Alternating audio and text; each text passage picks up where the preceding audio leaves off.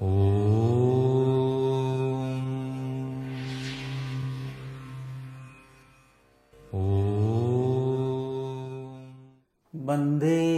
देवं उमापतिसुरगुरुं वन्दे जगत्तारणं वन्दे पन्नगभूषणं मृगधरं वन्दे पशुनापतिं वन्दे सूर्यशशाङ्कवह्निनवनं वन्दे मुकुन्दप्रियं वन्दे भक्तजनार्दन च वरदं वन्दे शिवं शङ्करम्। খুব হাতে গোনাই মানুষ আত্মবান হয়। আত্মবান যিনি হয়ে যান তার আর কষ্ট থাকে না। কাশীর নরেশ আত্মবান কবিরের সঙ্গে দেখা করতে আসতেন, কারণ কাশীর নরেশ রাজা ছিলেন। তিনি জানতেন যে কবির আজ কি খাবে কাল কি খাবে কোনো ঠিক নেই, কিন্তু দেখা করতেন এই জন্যে যদি তার সান্নিধ্য থেকে আত্মবান হওয়া যায়। আকবরকে দেখা গেছে বিভিন্ন পোশাক বদলে বদলে শান্তের সঙ্গে দেখা করতে যেতেন, কখনো মীরা, কখনো তুলসীদাস, কখনো রুইদাস, এদের সঙ্গে দেখা করতে যেতেন। আত্মবানের দিকে তাদের খোঁজ ছিল, তাদের একটা নেশা ছিল, তার সঙ্গে থাকতে থাকতে যদি আত্মবান হওয়া যায়। আত্মবান তার সঙ্গে না মিশলে, তার সঙ্গে না চললে কখনো হওয়া যায় না। তাই বোধহয় শান্তের কাছে আগেকার দিনে রাজারা, সম্রাটরা যেতেন আত্মবান, কেন তারা সম্রাট সারা জগতে, কিন্তু জানতেন যে তারা ভেতর থেকে তারা ভিখারি। প্রকৃত সম্রাট হচ্ছেন এরা, যাদের ভেতরে স্বয়ং বাসুদেবের বাস হয়ে গেছে। আত্মবানের দিকে আমাদেরও যাত্রা করতে হবে। আত্মবান কি করে আমাদের মূল স্রোতে ফিরিয়ে আনে। মূল স্রোত কি? যেখানে আমরা অশান্তি পাচ্ছি, যেখানে অসুবিধা হচ্ছে, যেখানে সংকট আছে, সেই স্রোত থেকে আমাদের আত্মবানরা উপদেশ দেন যে তোমরা মূল স্রোতে ফিরে আছো, এখানে সুখ পেতে পারো, এখানে শান্তি পেতে। এই জীবন এখনই থেমে যায়নি, এই জীবন এখনই দাঁড় করিয়ে দিও না, বদ্ধ করে দিও না। সিদ্ধার্থ বুদ্ধ, মহাবীর, এরা আত্মবান ছিলেন। হাজার হাজার 10,000 ভিক্ষুক তার কাছে চলে গেছিলেন। যারা সবচেয়ে বেশি পণ্ডিত সেই সময় ছিলেন ব্রাহ্মণরা, তারা সব পুঁথি ফেলে দিয়েছিলেন, বলে ওই বই পড়ে কিছু হবে না, বই পড়ে তাকে পাওয়া যায় না, বুদ্ধের শরণে না গেলে হবে না। মহাবীরের সময় যারা সন্ন্যাস নিয়েছিলেন মহাবীরের সঙ্গে, তারা বলেছিলেন যে না না, বই দ্বারা কিছু, সব বই জলের মধ্যে ফেলে দিয়েছিলেন, বই পড়ে তাকে পাওয়া যায় না। মাইলস্টোন দিয়ে কি করব, আমার তো গন্তব্যস্থানে পৌঁছাতে হবে, তারা ফেলে দিয়েছিলেন। আত্মবানের দিকে তারা যাত্রা করেছিলেন। রাজা দশরথকেও দেখিয়েছে আত্মবানের দিকে যাত্রা করতে। স্বয়ং ভগবান বাসুদেব স্বয়ং নিজে ভগবান হয়েও সন্দীপনীর আশ্রমে দৌড়িয়ে যেতেন, কোথায় কোথায় চলে যেতেন। আত্মবানের দিকে যাত্রা।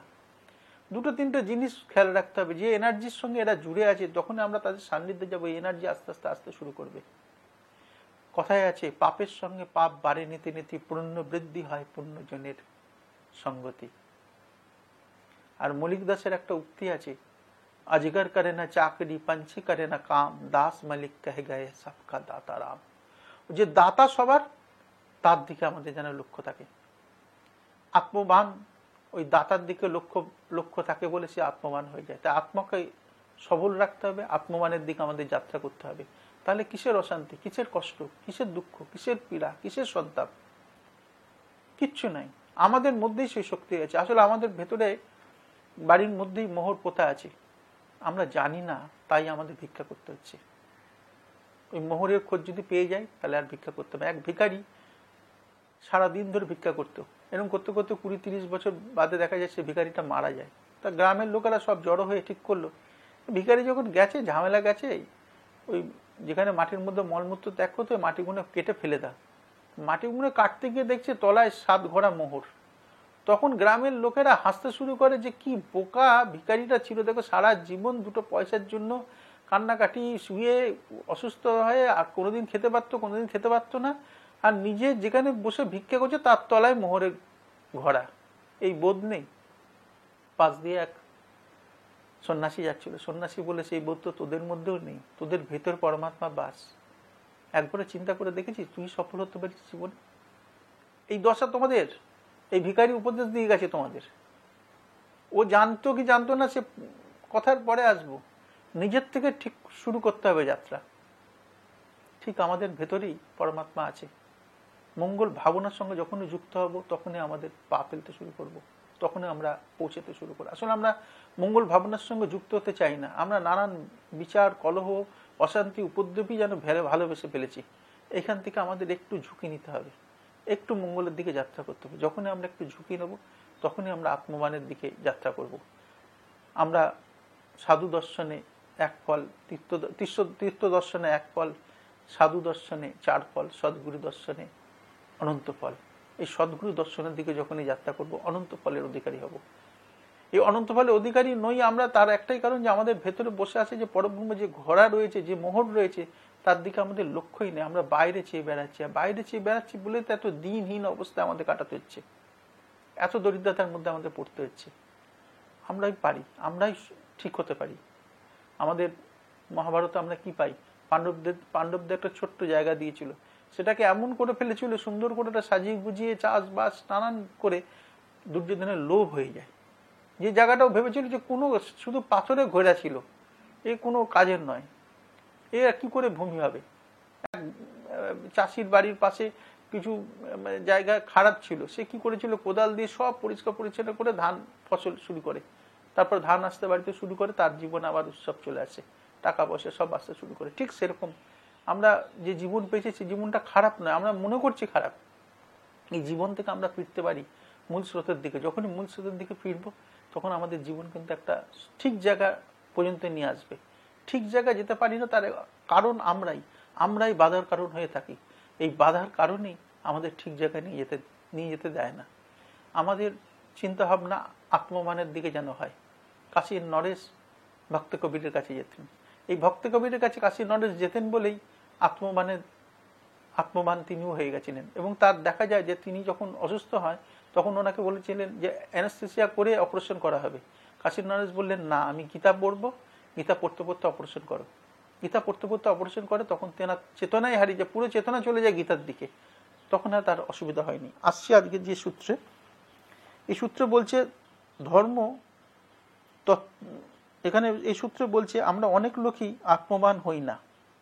ধার্মিক ব্যক্তিকে আত্মমানের দিকে যাত্রা করতে হবে। রাজা মহারাজারাও মহাপুরুষের দিকে যাত্রা করতেন।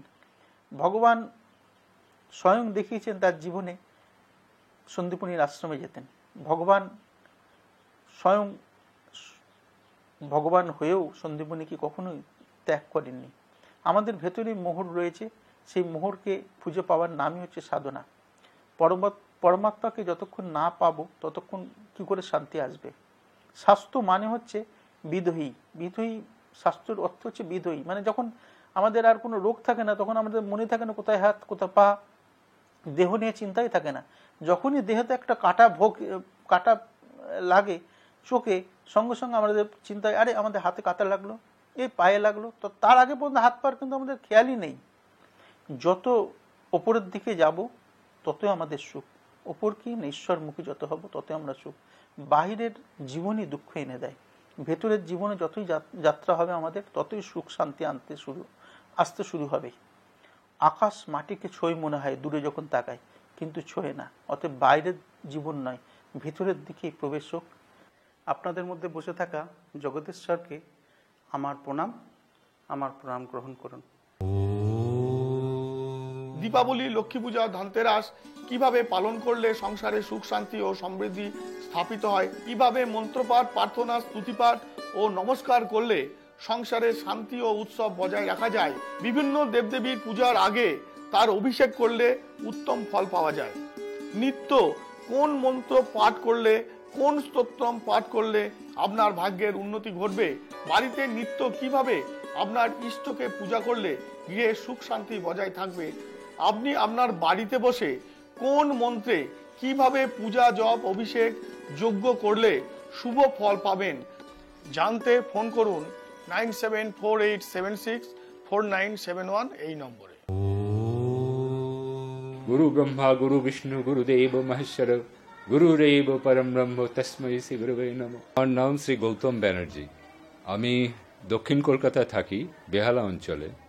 তো একটা আশ্চর্য জিনিস এই আশ্রমে এসে দেখলাম, যেটা উনি কখনোই কাউকে বলছেন না যে ঠিক আছে তোমার সমস্যা আমি সমাধান করে দেবো। আমরা হয়তো গত জন্মে কিছু পুণ্য সঞ্চয় করেছিলাম, যার জন্য এই জন্মে আমরা বাবার মতন গুরুকে পেয়েছি, যে ওনাকে পেয়ে আমরা ধন্য হয়েছি। এবং আমাদের সমস্যা যত দিন যাচ্ছে আস্তে আস্তে আস্তে আস্তে আস্তে হালকা হয়ে যাচ্ছে। ওনার চরণে যদি নিজেকে নিবেদন করা যায়, আমার মনে হয় সব কিছু আপনি সমস্যা থেকে মুক্তি হতে পারবেন এবং নিজে পরম আনন্দ লাভ করবেন।